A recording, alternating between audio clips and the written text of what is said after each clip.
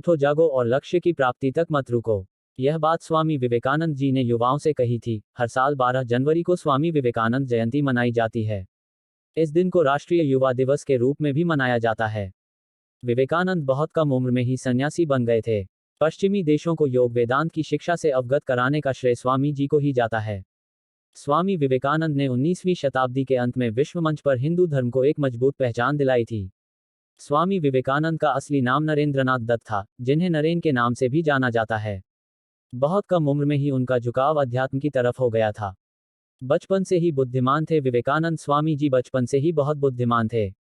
कहा जाता है कि मां के आध्यात्मिक प्रभाव और पिता के आधुनिक दृष्टिकोण के कारण ही स्वामी जी को जीवन अलग नजरिए से देखने का गुण मिला। स्वामी विवेकानंद जी ने युवाओं को देश का भविष्य बताया था और युवाओं से कहा था कि अपनी ऊर्जा देश के विकास में लगाए। स्वामी जी के पिता कलकत्ता उच्च न्यायालय में एक वकील थे। उनके दादा दुर्गाचरण दत्त संस्कृत और फारसी भाषा के विद्वान थे और 25 वर्ष की आयु में साधु बन गए थे। पारिवारिक माहौल ने उनकी सोच को आकार देने में मदद की। विवेकानंद बचपन से ही बहुत चंचल स्वभाव के थे। जैसे जैसे वो बड़े होते गए, उनमें व्यवहारिक ज्ञान और पौराणिक समझ गहरी होती गई। आइए जानते हैं उनके जीवन की उन बातों के बारे में जब उन्होंने पूरी दुनिया को अपनी बुद्धिमानी और हाजिर जवाबी का लोहा मनवाया। इन घटनाओं से लोग न सिर्फ अचंभित रह गए बल्कि उनके व्यक्तित्व के प्रति लोगों का आकर्षण भी बढ़ता गया। जब स्वामी जी ने विदेशी को दिया करारा जवाब। स्वामी जी एक भिक्षु की तरह कपड़े पहनते थे।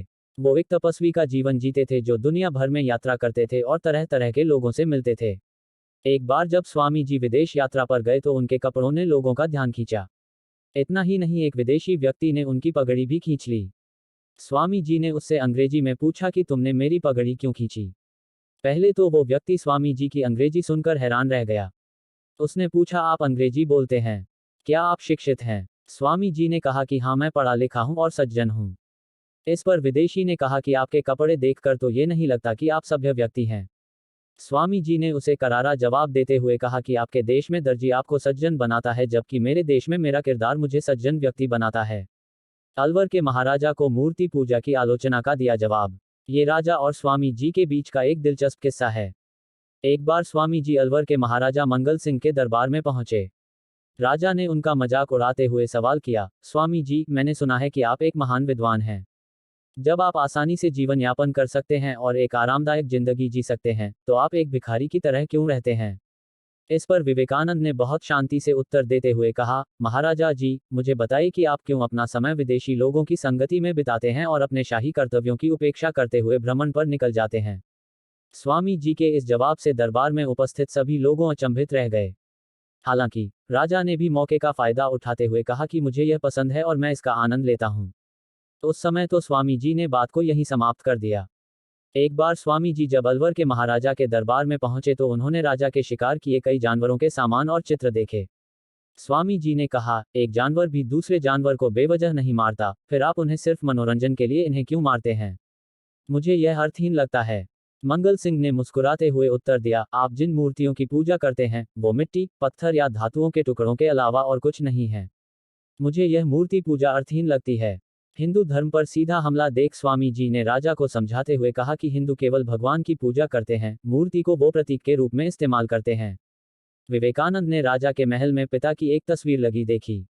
स्वामी जी इस तस्वीर के पास पहुंचे और दरबार के दीवान को उस पर थूकने को कहा। ये देखकर राजा को गुस्सा आ गया। उसने कहा, आपने उसे मेरे पिता पर थूकने के लिए कैसे कहा? नाराज राजा को देखकर स्वामी जी बस मुस्कुराए और उत्तर दिया, ये आपके पिता कहाँ हैं? ये तो सिर्फ एक पेंटिंग है, कागज का एक टुकड़ा, आपके पिता नहीं। ये सुनकर राजा हैरान रह गया क्योंकि ये मूर्ति पूजा पर राजा के सवाल का तार्किक जवाब था। स्वामी जी ने आगे समझाया, देखिए महाराज, ये आपके पिता की एक तस्वीर है, लेकिन जब आप इसे देखते हैं तो ये आपको उनकी याद दिलाती है। यहाँ ये तस्वीर एक प्रतीक है। अब राजा को अपनी मूर्खता का एहसास हुआ और उसने स्वामी जी से अपने व्यवहार के लिए क्षमा मांगी। देश दुनिया की विशेष खबरों को अलग नज़र और अंदाज में देखने के लिए हमारे चैनल को सब्सक्राइब करें, लाइक करें और शेयर करें। खबर पर कमेंट करें।